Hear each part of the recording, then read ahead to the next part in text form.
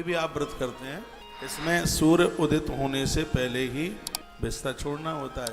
तो गुरुदेव वशिष्ठ कहते हैं, राजन, यदि किसी ने एकादशी का व्रत एक नियम पूर्वक कर लिया है तो एक जन्म के नहीं, उसके 11 जन्मों के पाप जल करके राख हो जाते हैं। इसके कुछ नियम हैं। इसके नियम ये हैं कि 1,00,000% द्वादशी के दिन गंगा जल और तुलसी पत्र मुख में जाना ही चाहिए।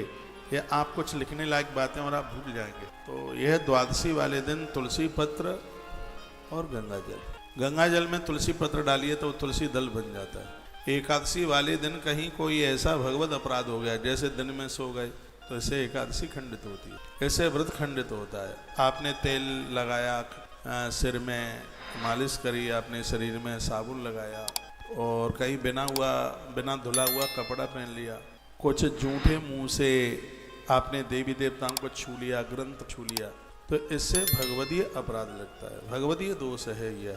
लेकिन जब द्वादशी के दिन जब आप व्रत खोलते हैं और आपने तुलसी दल अपने मुख में डाल लिया है, गंगा जल तुलसी पत्र डाल लिया है, तो गुरुदेव वशिष्ठ कहते हैं, राजन मानधाता, उसी समय भगवत दोष दूर हो जाते हैं। इसलिए हर स्त्री पुरुष को जो 11 का व्रत करते हैं वह द्वादशी वाले दिन गंगा जल और तुलसी पत्र अपने मुख, जितने भी पापक कृत कर्म हैं वो एकादशी के दिन चावल में रहते हैं, चने की दाल में रहते हैं, मसूर मटर में रहते हैं और कांसे के पात्र में रहते हैं।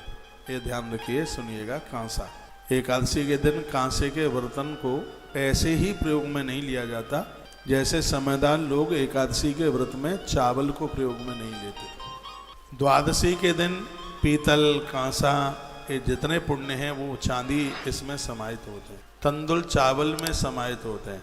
ऐसा वर्णन किया गया है कि जहाँ आप रहते हैं तहाँ से लेके समुद्र पर्यंत तक संपूर्ण धरती का दान करने से जितना फल प्राप्त होता है, द्वादशी के दिन चावल का दान करने से उतने फल की प्राप्ति होती है। भगवान के 56 भोग प्रसाद को लेने की जो महिमा है, द्वादशी के दिन मुख में चावल डालने का उतना ही महत्व। चावल घर को अक्षय कर देता है। यज्ञ पूरे नहीं होते हैं तंदुल के बिना, चावल के बिना। तो ऐसी कुछ अद्भुत बातें हैं वो गुरुदेव वशिष्ठ। मेरे सामने नारद पुराण है, मैं आपको बता तो दूं कि कथा कहाँ से कह रहा हूँ, तो आप कहीं भ्रांति में न पड़े। और मैंने अपनी और भी कथाओं में एकादशी के लिए नारद पुराण के बहुत प्रमाण दिए। नारद पुराण में बड़ी 11 की महिमा का वर्णन किया है। पद्म पुराण में 26 एकादशियों की कथा कही गई है।